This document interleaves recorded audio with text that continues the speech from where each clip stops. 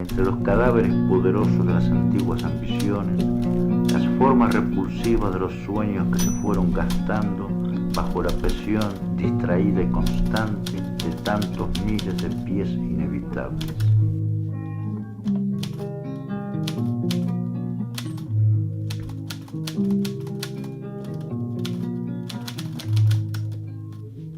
SFMA Literatura fonográfica.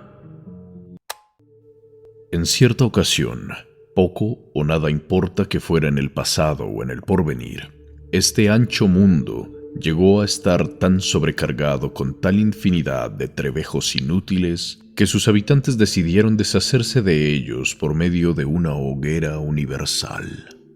El sitio elegido, a instancias de las compañías de seguros, y por ser tan céntrico como cualquier otro punto del orbe, fue una de las más extensas praderas del oeste, donde ninguna vivienda correría peligro de incendiarse y una vasta asamblea de espectadores podría admirar la función cómodamente.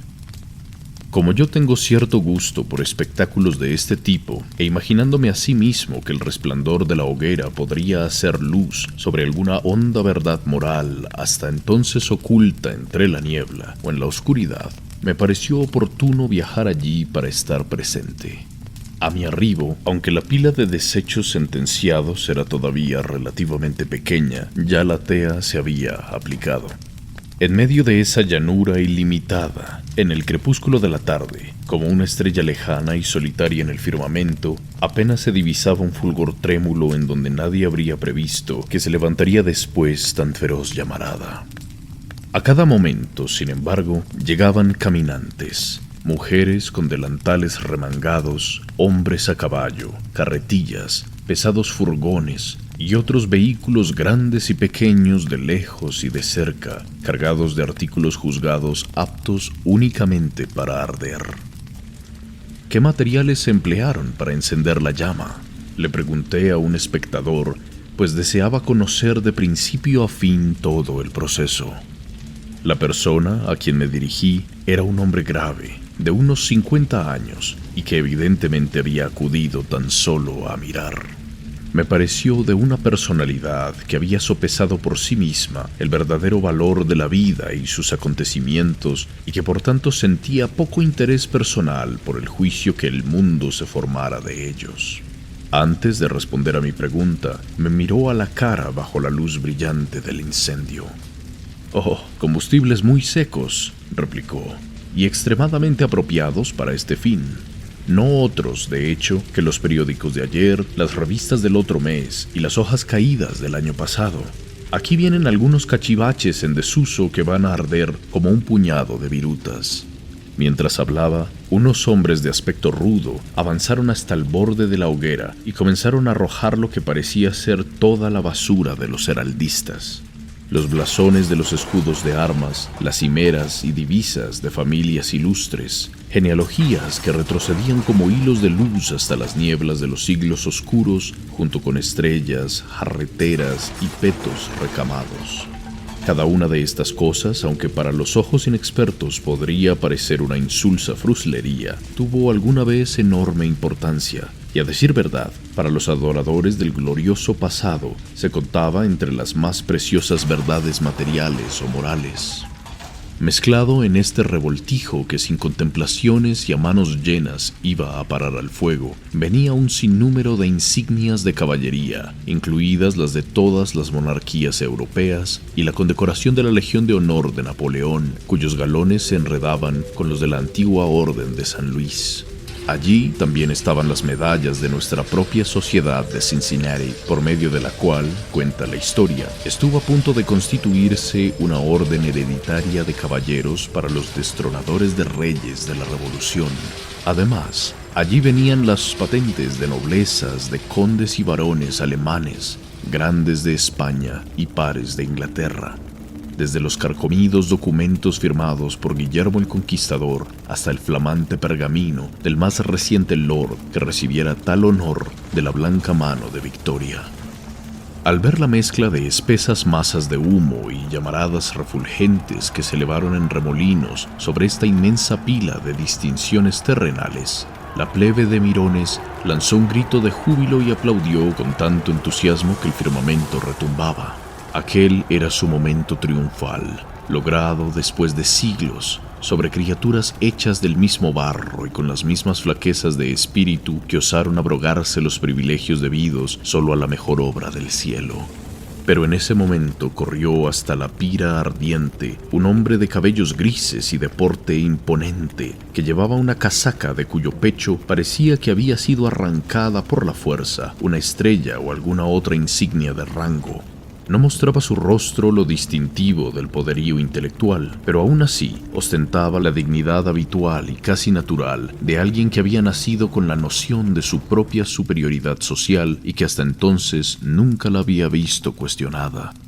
«¡Pueblo!», exclamó, contemplando con pesar y sorpresa, pero con cierta dignidad, la ruina de lo que sus ojos más querían. Este fuego consume todo lo que marcó su progreso desde la barbarie o que podría evitar su recaída en ella. Nosotros, hombres de las clases privilegiadas, siglo tras siglo mantuvimos vigente el viejo espíritu caballeresco, el pensamiento gentil y generoso, la vida más elevada, más pura, más refinada y delicada. Con los nobles también se deshacen del poeta, el pintor, el escultor, de las bellas artes, pues éramos sus patronos y creábamos el ambiente en donde florecían. Al abolir las augustas distinciones de rango, la sociedad no solo pierde la gracia, sino la solidez. Sin duda, habría hablado más, de no ser porque se levantó un clamor burlón, desdeñoso y aireado, que ahogó por completo la exhortación del noble derribado. Lanzando una mirada de desesperación a su propia genealogía, que ya empezaba a arder, volvió a perderse entre la muchedumbre, contento de poder refugiarse en su recién descubierta insignificancia. «Que le dé las gracias a su buena estrella porque no lo arrojamos a él, a la hoguera también», gritó un tipo vulgar dando una patada a las brasas. «Y de aquí en adelante, que nadie se atreva a presentar una tira de roñoso pergamino como garantía para oprimir a sus congéneres. Si su brazo es potente, santo y bueno, esa es una clase de superioridad. Si tiene ingenio, sabiduría, coraje, fuerza de carácter, que esos atributos hagan lo que puedan por él. Pero a partir de hoy, ningún mortal podrá buscar posición y respeto sacando a relucir los huesos mohosos de sus antepasados. Ya se acabó ese disparate». «Y en buena hora», comentó aunque en voz baja el grave espectador que tenía a mi lado, «si en su lugar no viene un disparate peor. Pero en todo caso, este en particular ya ha vivido bastante».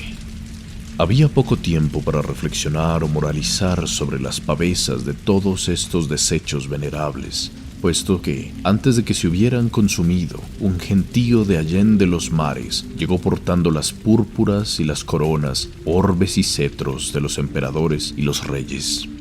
Estos objetos habían sido condenados al fuego como chucherías inútiles, juguetes a lo más, propios únicamente de la infancia del mundo, o férulas para gobernarlo y castigarlo en su niñez, pero con los que la mayoría de edad universal, alcanzada a su máxima estatura, ya no toleraría que la insultaran.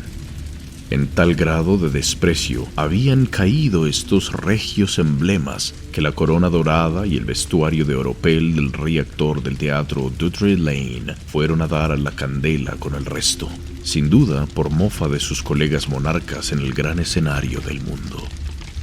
Era un raro espectáculo divisar las joyas de la corona de Inglaterra fulgurando y lanzando destellos en medio del fuego. Algunas provenían de los tiempos de los príncipes sajones, otras fueron compradas con rentas fabulosas o acaso arrebatadas de las frentes sin vida de potentados de Indostán, y el tesoro ardía ahora con brillos deslumbrantes, como si una estrella hubiera caído en este sitio y se hubiera hecho trizas. El resplandor de la arruinada monarquía no producía más reflejos que los de aquellas inestimables gemas, pero ya se habló bastante sobre el tema. Sería tedioso describir cómo sirvió de mecha el manto del emperador de Austria y cómo los soportes y columnas del trono de Francia se redujeron a un montoncillo de carbones que era imposible distinguir de los de cualquier otra madera. Permítaseme añadir, sin embargo, que alcancé a ver a uno de los exiliados polacos atiznando la hoguera con un cetro del zar de Rusia que después arrojó a las llamas. El olor a ropas chamuscadas es totalmente insoportable, observó mi nuevo conocido mientras la brisa nos envolvía en el humo de un vestuario regio. Situémonos a favor del viento y veamos qué están haciendo al otro lado de la hoguera. Por consiguiente, dimos la vuelta y llegamos justo a tiempo para presenciar la llegada de un gran desfile de washingtonianos, como se autodenominan hoy en día los partidarios de la temperancia, junto con miles de discípulos irlandeses del padre Matthew, con el insigne apóstol marchando a la cabeza. Traían un rico aporte para la hoguera, nada menos que todos los toneles y barriles de licor del mundo que hacían rodar delante de ellos por la pradera. «Ahora, hijos míos», gritó el padre Matthew cuando llegaron al pie del fuego, «otro empujón y terminamos. Y listo, apartémonos y veamos cómo se encarga Satanás de su propio licor». Así que, habiendo colocado los recipientes de madera al alcance de las llamas, la procesión se puso a prudente distancia y pronto los vio estallar en una llamarada que alcanzaba las nubes y amenazaba con prenderle fuego al propio cielo. Bien que podía, porque aquí estaban todas las existencias de licores espirituosos del mundo, las cuales, en vez de encender como antaño una luz delirante en los ojos de cada bebedor, se remontaron por los aires como un pasmoso fogonazo que alarmó a la humanidad entera. De no haber sido así, aquel fuego voraz habría abrasado el corazón de millones de seres. Entretanto, un sinfín de botellas de precioso vino fue a parar a la hoguera, que lamía golosa el contenido como si lo adorara, y que, igual que otros borrachos, se ponía más alegre y violenta mientras bebía. Nunca otra vez se habrá de regalar así la sed insaciable del demonio del fuego. Aquí estaban los tesoros de famosos sibaritas, elixires que se habían mecido en el océano y madurado al sol y que habían reposado largo tiempo en las entrañas de la tierra. El pálido, el dorado, el rojo zumo de las viñas más delicadas, la cosecha completa de Tokay, todos mezclados en un mismo río con los brebajes viles del vulgar bodegón, todos contribuyendo a acrecentar la misma fogorada.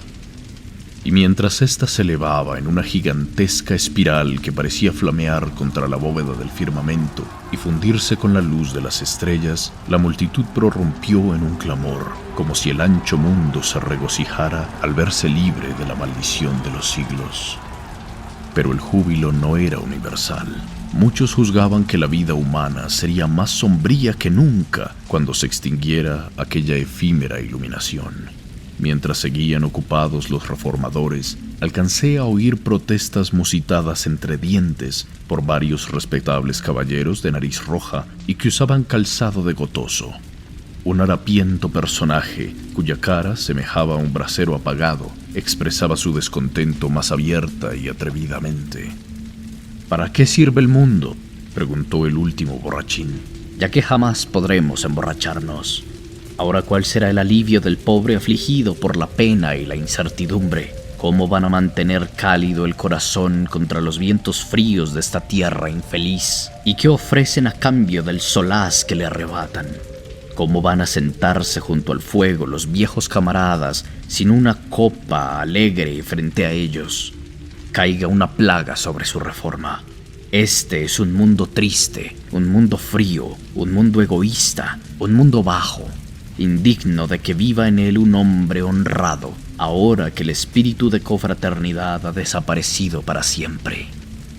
La arenga despertó la hilaridad del público, pero ridículo como era su sentimiento, no pude evitar compadecerme de la desolada situación del último bebedor, cuyos compañeros de alborozo se habían ido retirando de su lado, quedando el pobre hombre sin un alma que lo secundara en sorber su licor, y de hecho sin licor que sorber. Aunque en realidad este no era su caso exactamente, pues advertí que en un momento crítico recogió con disimulo una botella de coñac de 4ª graduación que había caído cerca de la hoguera y se la echó al bolsillo.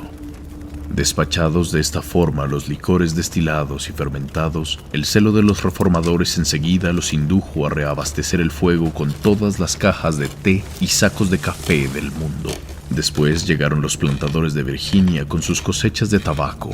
Estas, arrojadas sobre la pila de inutilidades, hicieron que creciera hasta el tamaño de una montaña y perfumaron la atmósfera con un aroma tan potente que pensé que jamás volveríamos a respirar aire puro. El presente sacrificio pareció conmover a los amantes de la planta más que cualquiera que hasta el momento hubiesen presenciado. «Bueno, ya apagaron mi pipa», dijo un viejo caballero, botándola enojado a las llamas. «¿A dónde va a parar este mundo? Todo lo rico y aromático, el condimento de la vida, es condenado por inútil. Ya que ellos encendieron la hoguera, todo estaría bien si estos absurdos reformadores se arrojaran a ella». «Paciencia», respondió un conservador recalcitrante. «En últimas, todo va a terminar en eso. Primero nos arrojarán a nosotros y finalmente ellos se arrojarán». De las medidas reformistas generales y sistemáticas, pasé luego a fijarme en las contribuciones individuales a esta hoguera memorable. En muchos casos tenían un carácter divertido. Un pobre sujeto tiró su bolsa vacía y otro un rollo de billetes de banco, falsos o impagables.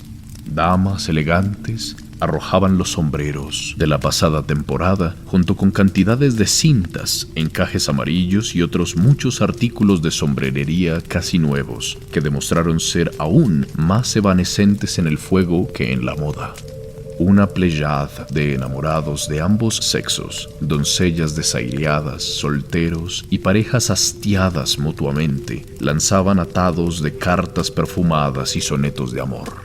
Un político venal, privado de sustento por pérdida del cargo, arrojó la dentadura, que resultó postiza. El reverendo Sidney Smith, que atravesó el Atlántico con ese único propósito, se arrimó a la hoguera esbozando una amarga sonrisa y arrojó ciertos bonos recusados, aunque traían al respaldo el sello oficial de un estado soberano. Un niño de 5 años, en la hombría prematura de la era presente, arrojó los juguetes. Un graduado universitario, el diploma. Un boticario, arruinado por la difusión de la homeopatía, todo el surtido de drogas y medicinas. Un médico, la biblioteca. Un párroco, los sermones viejos. Y un refinado caballero de la antigua escuela, el manual de urbanidad que había escrito tiempo atrás para beneficio de la generación siguiente. Una viuda, decidida a casarse por segunda vez, arrojó disimuladamente la miniatura de su amado esposo. Un joven, a quien plantó su dama, con gusto habría lanzado su corazón desengañado, pero no encontraba la forma de arrancárselo del pecho. Un autor americano, cuyas obras no obtuvieron el favor del público, tiró a la hoguera pluma y papel y se dispuso a seguir un oficio menos decepcionante. Me alarmó un poco oír por casualidad a un grupo de damas de aspecto sumamente respetable que proponían echar sus vestidos y enaguas a las llamas y asumir el atuendo, los modales, los deberes, los cargos y las responsabilidades del sexo opuesto. No podría decir cuánto apoyo recibiera este plan, pues mi intención se vio atraída de repente por una pobre joven engañada y medio delirante, que, exclamando que era el ser más despreciable, vivo o muerto, intentó arrojarse al fuego entre las baratijas estropeadas y rotas de este mundo. Un hombre bueno, sin embargo, corrió a rescatarla. «Paciencia, pobre niña», decía mientras la apartaba del ardiente abrazo del ángel de la destrucción. «Sé paciente y acata la voluntad del cielo. En tanto que poseas un alma viva, todo puede volver a su frescura original. Estos objetos materiales y creaciones de la fantasía humana no sirven sino para ser incinerados una vez les ha pasado su hora, pero tu hora es la eternidad». «Sí», dijo la desdichada joven, cuyo arrebato parecía haber decaído en un profundo desaliento. «Sí, y a esa hora le borraron el sol». Entre el público corrió luego el rumor de que las armas y municiones de guerra iban a ser arrojadas a la hoguera, con la excepción de las existencias mundiales de pólvora, que por ser esta la forma más segura de eliminarlas, habían sido hundidas en el mar. La noticia pareció suscitar gran cantidad de opiniones. El filántropo esperanzado la consideraba señal de que el milenio había llegado, mientras que gentes de otra laya, a cuyo juicio la humanidad era una camada de perros de presa, profetizaban que desaparecerían por completo la antigua firmeza, el fervor, la nobleza, la generosidad y la magnanimidad de la raza, pues estas cualidades, según ellos, requerían de sangre para su crecimiento. Se consolaban, sin embargo, con la creencia de que la propuesta abolición de la guerra no sería efectiva ni un segundo. Sea como fuere, un sinnúmero de grandes cañones cuyo trueno había sido durante mucho tiempo la voz de la batalla, la artillería de la Armada Invencible, las demoledoras baterías de Marlborough y los cañones antagónicos de Napoleón y Wellington llegaron remolcados hasta el fuego, el cual, con la adición continua de combustibles secos, se había robustecido con tanta intensidad que ni el bronce ni el hierro podían resistirlo. Era una maravilla contemplar cómo estos terribles instrumentos de masacre se derretían cual juguetes de cera. Acto seguido, desfilaron los ejércitos del mundo alrededor del enorme crisol. Sonaban aires bélicos y marchas triunfales, mientras la soldadesca arrojaba mosquetes y espadas. Los portaestandartes, a su turno, alzaron la vista hacia las banderas, deshilachadas todas por los agujeros de las balas y bordadas con los nombres de los campos victoriosos, y tremolándolas en la brisa por última vez, las inclinaron hasta tocar las llamas, que tiraron de ellas hacia arriba en su carrera hasta las nubes. Terminada esta ceremonia, quedó el mundo sin una sola arma en las manos, con la excepción tal vez de unas cuantas bayonetas del rey, espadas herrumbrosas y otros trofeos de la revolución almacenados en algunas de nuestras armerías estatales. Y luego redoblaron los tambores, y todas las trompetas vibraron a una como preludio de la proclamación de la paz universal y eterna y del anuncio de que la gloria ya no se ganaría con la sangre. En adelante, la contienda de la especie humana sería por alcanzar el máximo bien común, y la bondad obtendría el encomio del valor en los futuros anales de la tierra. Las buenas nuevas se promulgaron a continuación y produjeron infinito regocijo entre quienes miraban espantados el horror y el absurdo de la guerra. Pero vi que una sonrisa de amargura cruzaba el semblante curtido de un viejo e imponente comandante. A juzgar por su aspecto aguerrido y rica vestimenta militar, podría haber sido uno de los famosos mariscales de Napoleón que, con el resto de las tropas del mundo, acababa de arrojar la espada, compañera de su mano derecha durante medio siglo. Ay, se quejaba, que proclamen lo que les parezca, pero al fin veremos que todas estas bufonadas solo habrán conseguido más encargos para los armeros y los fundidores de cañones. Pero señor, exclamé atónito, ¿cree usted que la humanidad alguna vez desandará sus pasos hasta la locura del pasado, tanto como para forjar otra espada o hacer otro cañón?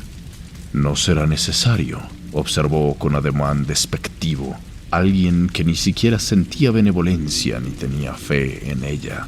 Cuando Caín quiso matar a su hermano, no le faltó con qué hacerlo. Ya veremos, dijo el veterano comandante. Si yo estoy equivocado, pues mucho mejor. Pero en mi opinión, sin pretender filosofar sobre el tema, la necesidad de la guerra cala más hondo que lo que se imaginan estos honrados caballeros. ¿Existe acaso una palestra para las viles disputas de los individuos?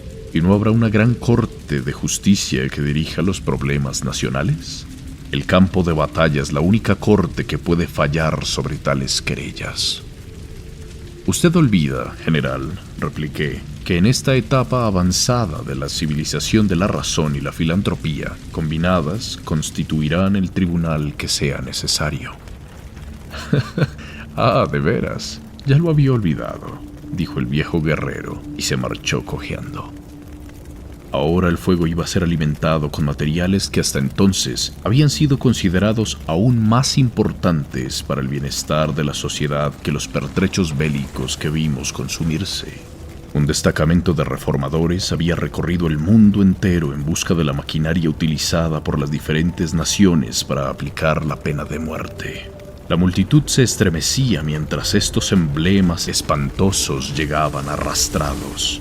Las mismas llamas en un principio parecieron apartarse, exponiendo la forma y el ingenio asesino de cada uno bajo una intensa ráfaga de luz. Esto ya era suficiente para convencer a la humanidad del prolongado y mortífero error de las leyes del hombre.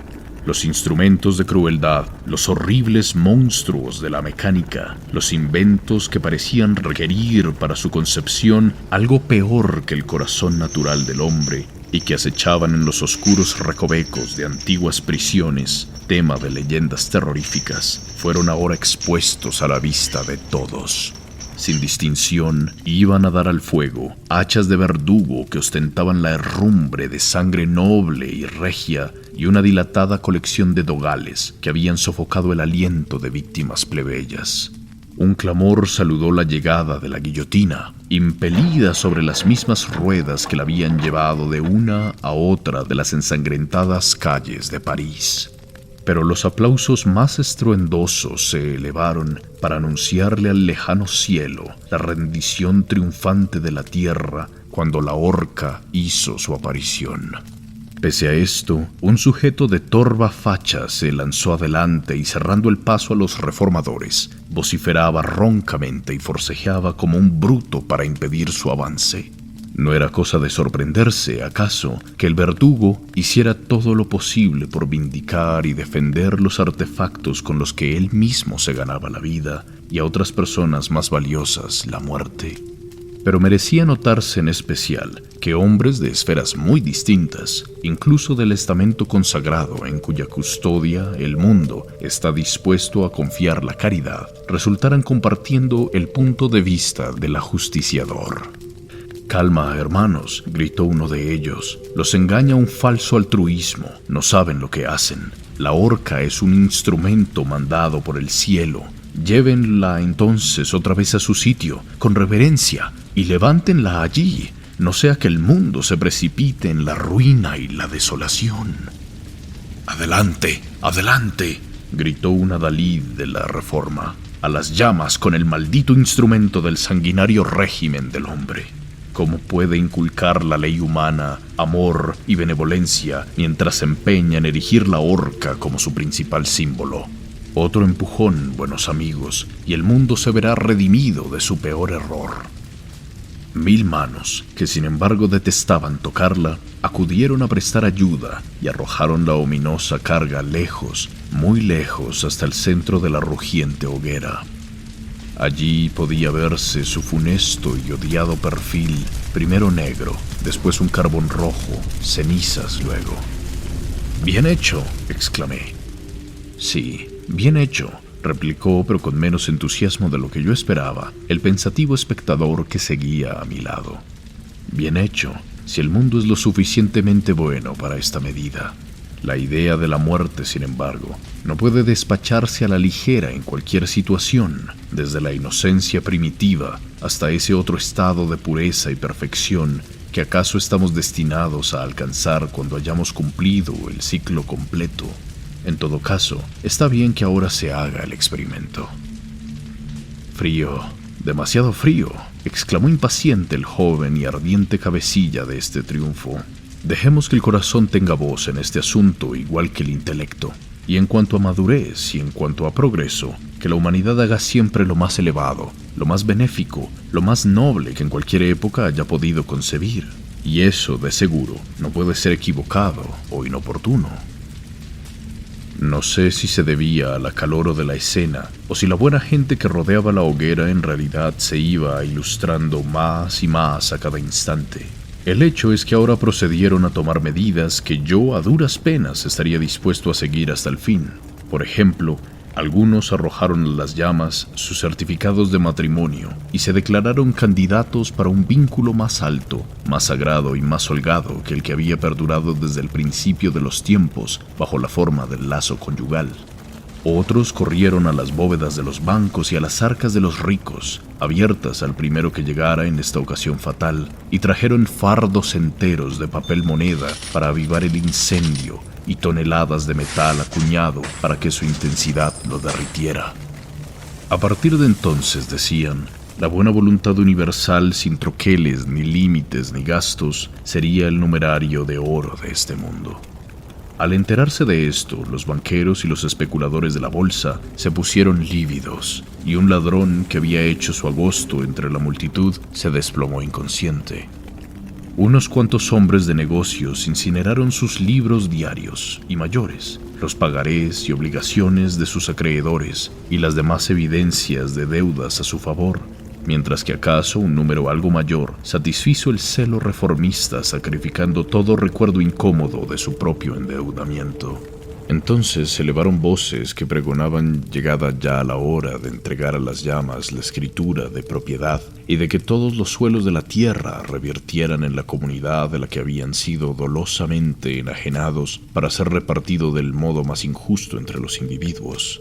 Otro bando exigía que fueran destruidas de inmediato todas las constituciones escritas, códigos, actas legislativas, libros de estatutos y cualquier otra cosa sobre la cual la inventiva humana hubiera tratado de estampar sus leyes arbitrarias, dejando así que el mundo acrisolado fuera tan libre como el primer hombre.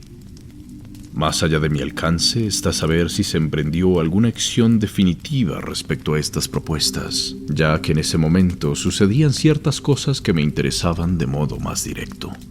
«Miren, miren, qué montones de libros y panfletos», chillaba un sujeto que no parecía ser amante de la literatura. «Ahora sí tendremos una gloriosa candelada». «Justo lo que hacía falta», comentó un filósofo moderno. Ahora vamos a desembarazarnos del lastre de los pensamientos de los muertos, que hasta hoy agobiaron con su peso al intelecto vivo, tanto que lo hicieron impotente para realizar cualquier esfuerzo genuino y eficaz. Bien hecho, muchachos, al fuego con ellos. Ahora sí de veras se disiparán las tinieblas del saber. ¿Pero qué va a pasar con mi negocio?, gritó un librero enfurecido. «Oh, por supuesto, que acompañan a su mercancía», observó fríamente un autor. «Será una noble pira funeraria». Lo cierto era que la especie humana había alcanzado un grado de progreso tan alejado de lo que alguna vez soñaron los hombres más sabios e inteligentes de siglos anteriores, que habría sido un flagrante disparate permitir que la Tierra siguiera abrumada con sus pobres logros en el campo literario. Por consiguiente, una pesquisa minuciosa y exhaustiva había barrido las librerías, los puestos callejeros, las bibliotecas públicas y privadas e incluso los modestos estantes junto a las chimeneas campesinas y había traído la totalidad de los impresos de la tierra, empastados o en hojas sueltas, para engrosar aún más el bulto colosal de nuestra ilustre hoguera. Allí fueron a dar infolios gruesos y pesados que contenían los trabajos de lexicógrafos, comentaristas y enciclopedistas, los cuales, tras caer en las brasas con pesadez de plomo, ardían sin llama hasta ser cenizas como leña podrida. Los pequeños y exquisitamente sobredorados tomos franceses del siglo pasado, entre ellos los 100 volúmenes de Voltaire, crepitaron soltando una brillante lluvia de chispas y llamas diminutas, mientras que la literatura actual de ese mismo país ardía en rojo y azul y bañaba con luz infernal los rostros de los espectadores, confiriéndoles un aspecto de demonios multicolores. Un compendio de cuentos alemanes exhalaba tufaradas de azufre. Los clásicos ingleses resultaron ser excelente combustible, exhibiendo por regla general las propiedades de macizos leños de roble. Las obras de Milton, en particular, emitieron una potente llamarada y poniéndose al rojo, se convirtieron en un carbón que prometía durar más que casi cualquier otro material de la pila. De Shakespeare brotó una llama de tan maravilloso esplendor que las gentes se protegían los ojos como de cara a la gloria meridiana del sol, y ni siquiera cuando arrojaron sobre él los tratados de sus glosadores dejó de despedir un fulgor deslumbrante debajo del montón opresivo. Creo yo que resplandece aún tan cegadoramente como siempre. Si el poeta pudiera encender tan solo una lámpara en esa llama gloriosa, comenté, podría después quemarse las pestañas con buenos resultados. Eso es exactamente lo que los poetas modernos han estado inclinados a hacer, o por lo menos a intentar, respondió un crítico. El principal beneficio que se puede esperar de esta conflagración de la literatura del pasado es, no cabe duda, que de ahora en adelante los escritores se verán obligados a encender sus lámparas en el sol o en las estrellas. Si es que pueden llegar tan alto, dije, pero esa empresa precisa de un gigante que después pueda propagar la luz entre hombres inferiores. No todo el mundo puede hurtar el fuego del cielo como Prometeo, aunque con tal hazaña alumbró 1000 hogares. Mucho me sorprendía observar cuán variable era la proporción entre el volumen físico de una obra cualquiera y la capacidad de consumirse brillante y prolongadamente. Por ejemplo, no había un solo tomo en cuarto del siglo pasado, ni a decir verdad del presente, que pudiera competir en este punto con un librito infantil de cubierta dorada que contenía las melodías de Mamá Gansa. La vida y muerte de Pulgarcito duró más que la biografía de Marlborough. Una epopeya, en realidad una docena de ellas, voló hecha cenizas blancas antes de que se consumiera la mitad de la única hoja de una antigua balada.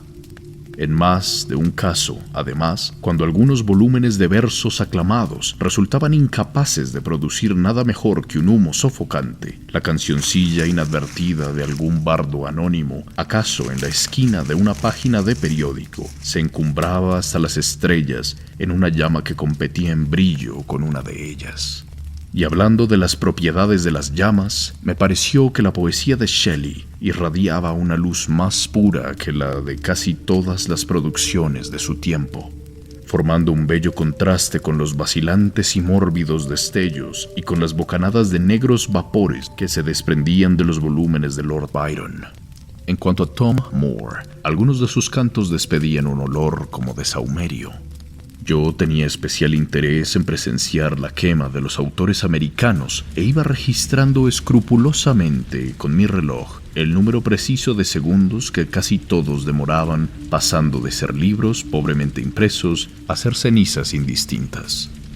Sin embargo, sería difamante, si no peligroso, divulgar estos terribles secretos, de modo que me contentaré con observar que no siempre el escritor que con mayor frecuencia estaba en boca del público hacía la aparición más rutilante en la hoguera.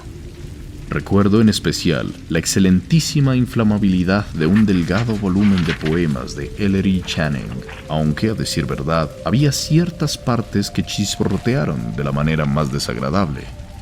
Un curioso fenómeno ocurrió en relación con varios escritores, tanto nativos como extranjeros. Sus libros, aunque de apariencia muy respetable, en vez de estallar en llamas o siquiera arder un rescoldo y convertirse en humo, se derretían repentinamente, de suerte que resultaron ser de hielo.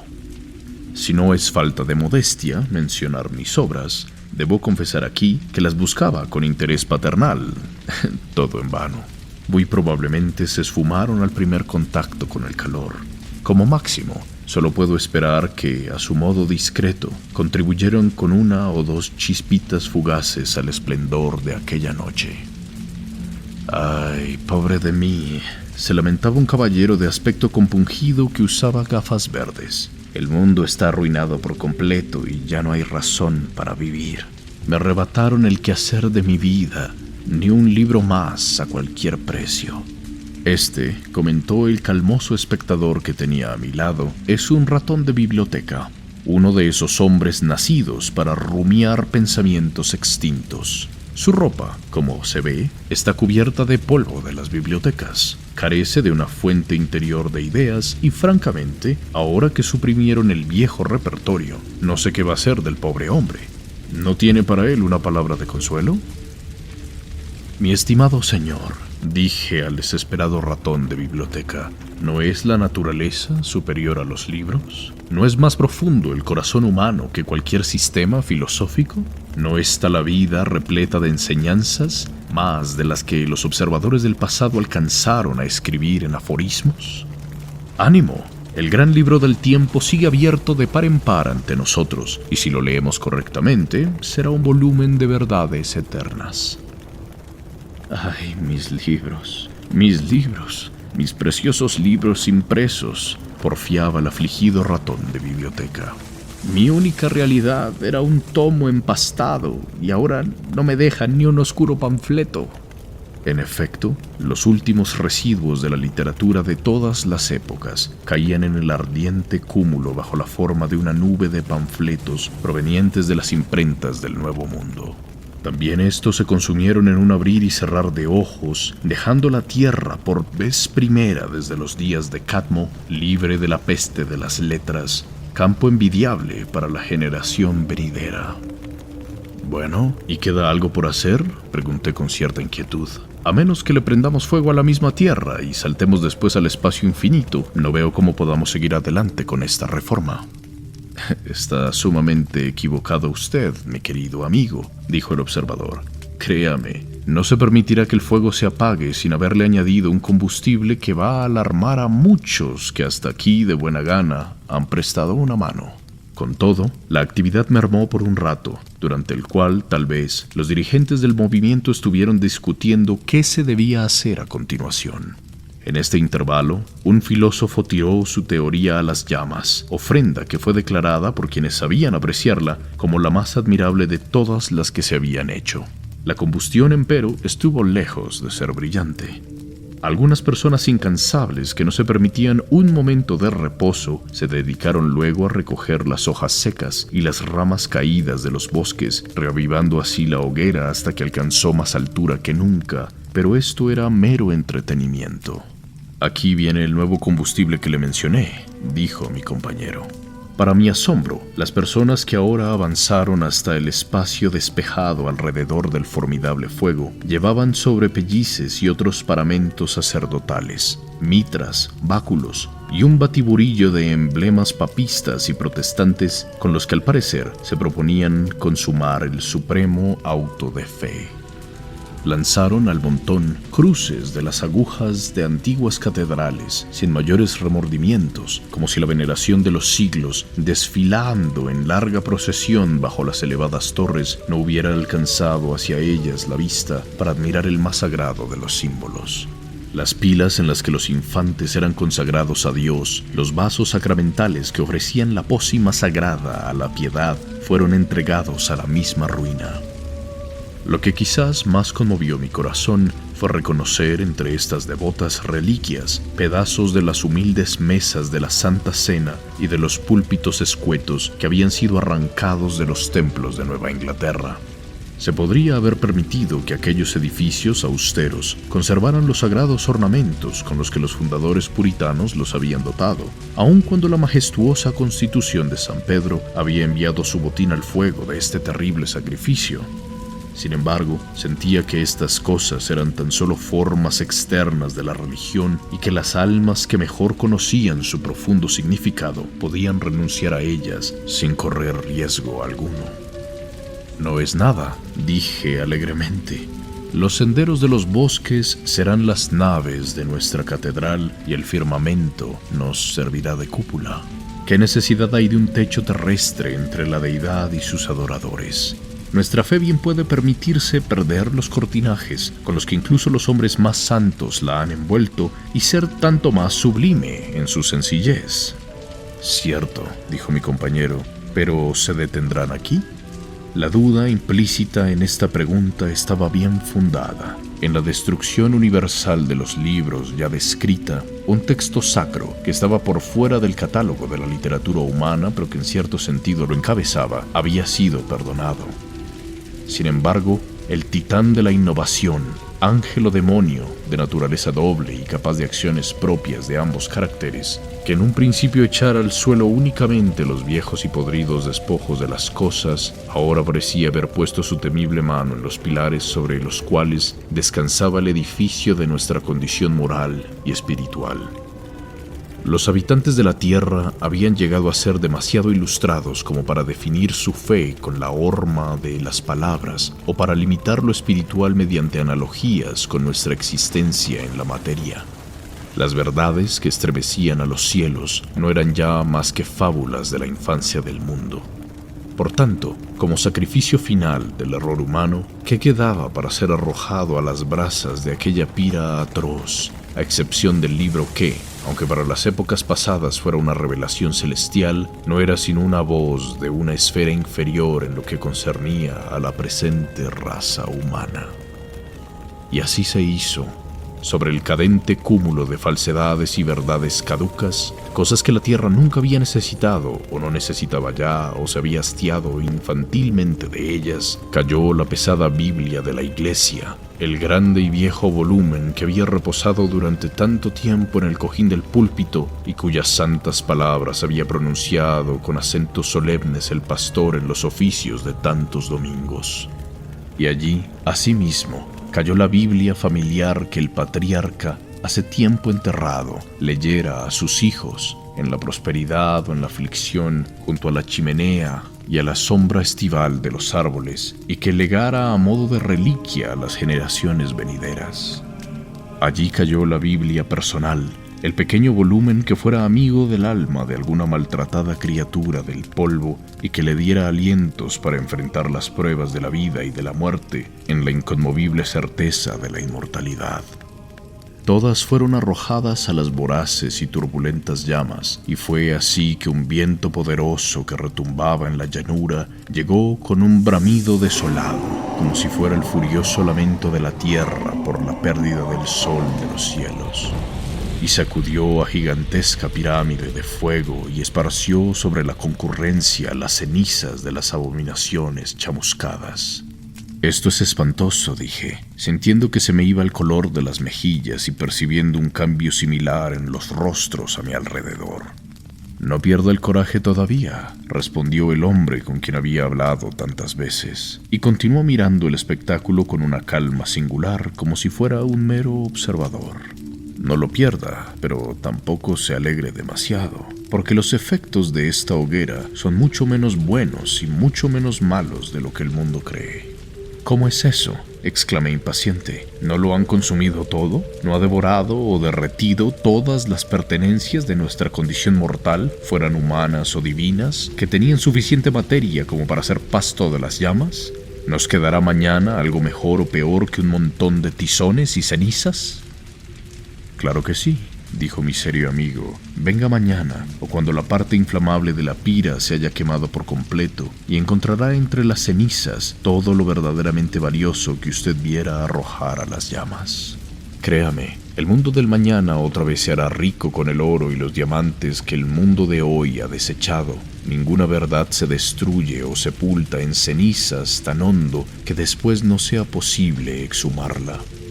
Rara aseveración. Con todo, me sentía inclinado a darle crédito, más aún cuando avisté entre las llamas tumultuosas un ejemplar de las Sagradas Escrituras cuyas páginas, en vez de ennegrecerse como yesca, cobraban una blancura más deslumbrante a medida que las marcas de los dedos de la imperfección humana se iban purificando.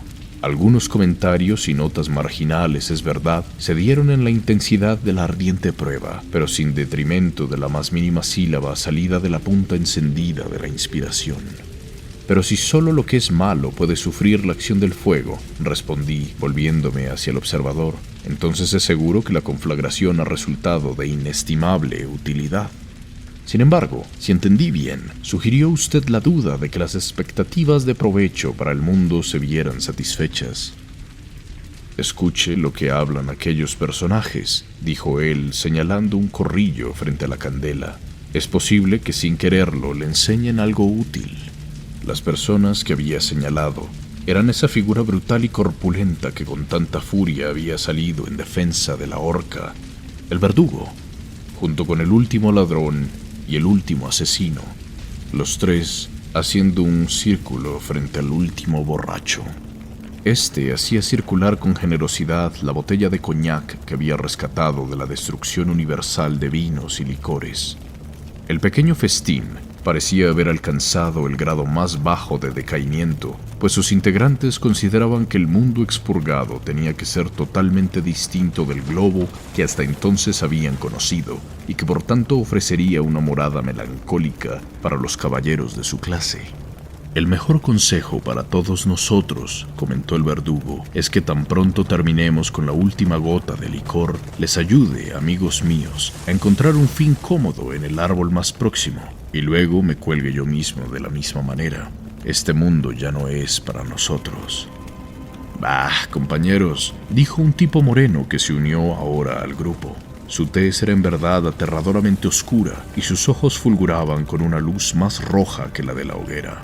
No estén tan abatidos, queridos amigos, les quedan días buenos por vivir. Hay una cosa que esos sabiondos olvidaron arrojar al fuego y sin la cual el resto del incendio no es nada en absoluto. Sí, aunque hubieran reducido a cenizas hasta la misma tierra. ¿Y qué puede ser eso?, preguntó con avidez el último asesino. ¿Qué, sino el corazón del hombre?, dijo el oscuro desconocido, desplegando una sonrisa siniestra. Y a menos que den con un procedimiento para purificar esa caverna inmunda, de él volverán a brotar todas las formas del mal y la miseria. Las mismas viejas formas u otras peores, que tanto trabajo les ha costado hoy convertir en ceniza. Toda la santa noche he estado por aquí y me reía entre dientes entre tanto trajín. Les doy mi palabra, el mundo sigue igual. Esta breve charla me proporcionó tema para prolongadas reflexiones. Qué triste verdad, si verdad fuera, que el secular afán del hombre hacia la perfección hubiera servido solo para hacerlo objeto de burla del principio del mal. Todo debido al detalle fatal de que un error de cálculo estaba en la raíz de la cuestión. El corazón. Ahí estaba la pequeña y sin embargo ilimitada esfera en donde reposaba el mal primigenio, del cual el crimen y la miseria de este mundo externo no eran más que símbolos.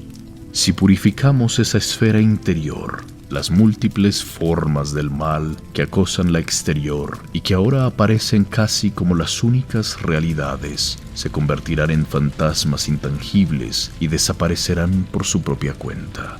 Pero si no ahondamos más allá del intelecto y con este débil instrumento bregamos por discernir y rectificar lo malo, todos nuestros logros serán sueños, tan etéreos que poco importa que la hoguera que ha destellado con tanta fidelidad fuera lo que preferimos llamar un suceso real y un fuego capaz de escocer un dedo, o solo un resplandor fosforescente y una parábola de mi propio cerebro.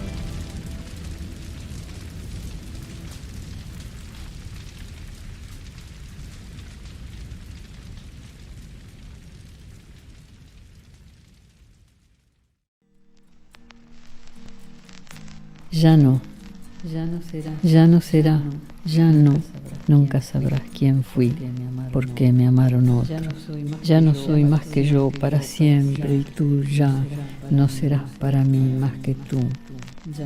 Ya no estás en un día futuro, no sabré dónde vives, con quién ni si te acuerdas.